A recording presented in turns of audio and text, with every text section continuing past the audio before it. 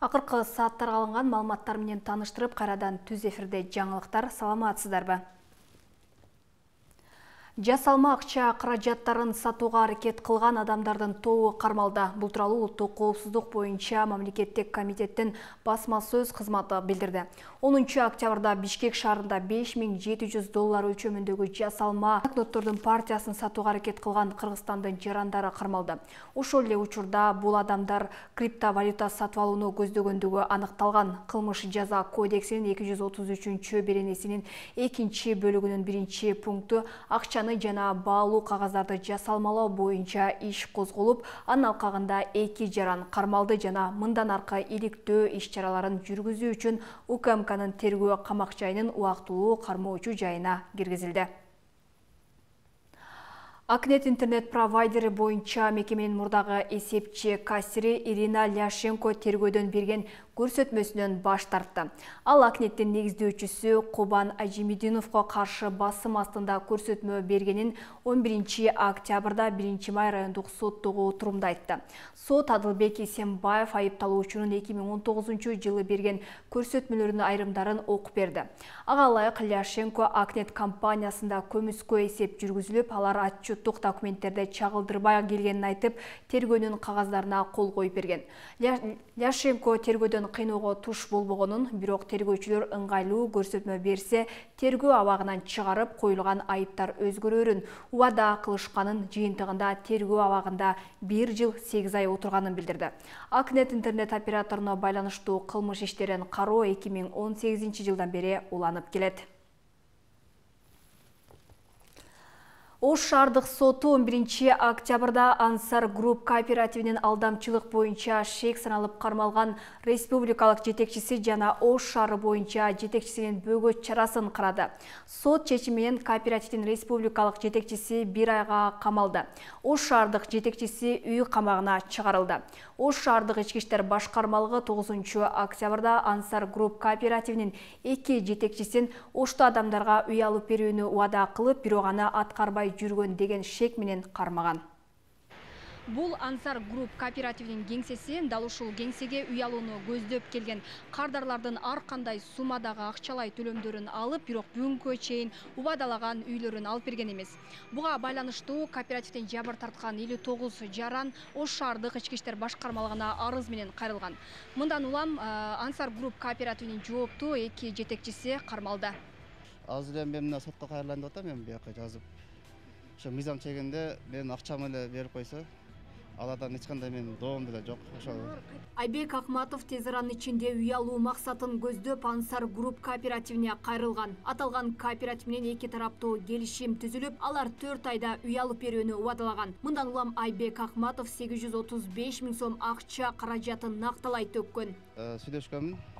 Силер кандай болуп атат, Иксан ушундай болуп калды эле десем, бир айтышты, бизде аркабызда акчабыз бар. Ошо менен биз эгер үй алып бере албасак акча төлөп коебуз деп булар алдаган да меничи. Андан кийин бул ошол менеджер, мен Самара деген менеджер алдагы мага ошол үй акча төккүчө мага 100 жолу 1000 жолу чалган да, мындай айткандачы. Келиңиз, үй аласыз, болот, иш жакшы кетип атат депчи. Анан ошону чалганда мен алданып калдым да меничи. Аталган кооперативден жабыр тарткандардын дагы бири Гүлкан Абдыжапарова. Ал автоунаага болгон муктаждыгын чечүү үчүн кооперативге 280 000 сом акчасын салган. Бирок кооператив келишимде көрсөтүлгөн убадаларын аткарган эмес. Мага 700 000 каржылаш керек эле. Мен айттым, мен каржылагандын кереги жок, өзүмдүн акчамды кайтарып бергиле. Договор боюнча биздин акчабызды төккөн сумманы, если алар каржылай албаса, закон түрүндө алар биздин услуганы дагы, өзүбүздүн основной сумманы дагы төгүп беришке, алар төгүп бериш керек эле. Анан ушул убакка чейин 1 сом да жок. Наоборот, ошо күндө 1 жолу бардым, 2 жолу бардым, алдап бизди жөнөтөт. Мына тургула, ана тургула деп ошо. Ансар Групп коммерциялык эмес керектөө кооперативинен арасы болгон жарандар бир эле Ош облусунда эмес, Жалал Абад, Бишкек шаарларынан да кайрылгандар бар. Алар ортодогу түзүлгөн келишимдин аткарылышын күтүп, аягы арыз берүүгө аргасыз болушкан. Жалпы шаардык милицияга 59 жаран арыз менен кайрылган. Былтыр убада кылган үйлөрүн ала албаган, быйыл жазда убада кылган, жайда убада кылган үйлөрдү ала албай калгандыгына байланыштуу массалык түрдө ушул арыздар келе баштагандыктан биз бул жарандардын арызын терең кароо жана юридикалык баа берүү максатында биз Ансар кооперативинин республикадагы жетекчисин жана Ош шаарында куратарлык жасаган Ош шаарындагы жетекчисин чакырып, аны убактылуу кармалып жайга киргиздик 48 саатка. Бүгүн алардын баш коргоо чарасы Ош шаар сотунда каралып жатат. Ансар Групп коммерциялык эмес керектөө кооперативи 2021 жылы 3 майда каттоодон өткөн. Юристтердин айтымында кооперативге келген кардарлардын басымдуусу келишим менен толук таанышпайт, мындан улам нааразычылык күч болорун билдирет. Клиенттердин өздөрүнүн чала сабаттыгынан, андан кийин экинчиси тез эле бүтүрө коебуз деп туруп өздөрүнүн мындай бир ачкөздүгүнөн болуп атат да. Булар баягы келишимди, бул ишканалар өзү кандай ишкана, мамлекет тарабынан буга көзөмөл барбы, жокпу, булар өздөрү үй салбаса кантип бизге үй алып берет деген суроолорду өздөрүнө биринчи бербей эле, буларда алынган жери тездик менен 1-2 айдын ичинде үй алып калабыз деп туруп мүчөлүк взнос дагы төгүп атышат, андан кийин берген суммаларды да берип атышат. Кыргызстанда кооперативдер боюнча мыйзам чара күчүндө турат. Буга чейин Юстиция министрлиги кооперативдер жөнүндө мыйзамга өзгөртүү киргизүү тууралуу мыйзам долбоорун коомдук талкууга койгон. Бул боюнча мисалы кооперативдер толук маалымат бербей атат. Эгерде толук маалымат бере турган болсо, мындай юридикалык коллапстарга алып келбейт болчу да. Бул жерде да бир юридикалык коллапс, юридикалык хаос да бир болуп калып атат. Мыйзамда так көрсөтүлгөн. Кыргыз Республикасынын баш мыйзамында, Кыргыз Республикасынын жарандык кодексинде, Кыргыз Республикасынын жаза процессуалдык кодексинде дагы көрсөтүлүп атат. Эгерде жарандардын ортосунда кандайдыр бир келишим боло турган болсо, бул соттук тартипте, жарандык тартипте ишке ашыш керек деп көрсөтүлөт. Ал эми жогоруда болуп аткан иш аракеттерде бул жарандык тартипте сотко доо арыз менен кайрылып, келтирген чыгымдарыны, ошол эле мезгилде материалдык чыгымдарын, моралдык чыгымдарыны, акча каражаттарын дагы толугу менен пайщиктер кайтарып алса болот. Кыргызстанда Юстиция министрлигинин маалыматына караганда 162 коммерциялык эмес турак жай курулуш кооперативи катталган. Булардын ишине байланыштуу 2 жылда 140 кылмыш иши козголгон. Буга чейин Ихсан кооперативине карата да кылмыш иши козголуп, анын жетекчиси камакка алынган. Жалпысынан келтирилген зыян 121 миллион 313 миң 950 сомду түзгөн.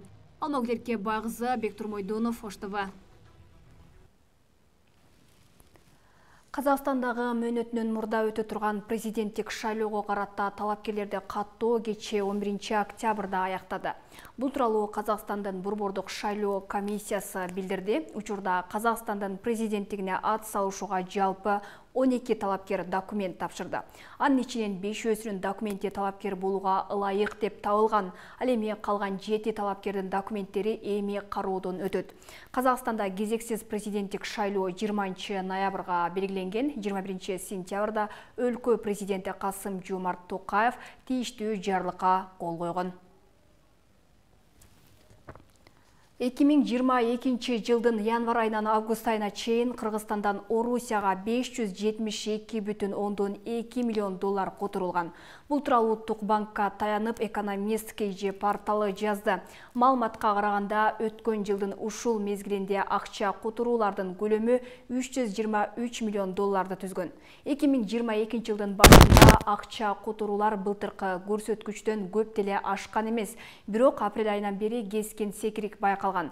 Былтыр бул мезгилде 44,5 миллион доллар которулса, быйыл 73,3 миллион долларда түзгөн. Ушул сааттарга чейин алынган маалыматтар менен тааныштыңыздар. Калган маалыматтарды Ош ТВ телеканалынын кечки жаңылыктар программасында кенен тааныштырабыз. Күнүңүздөр ийгиликтүү улансын.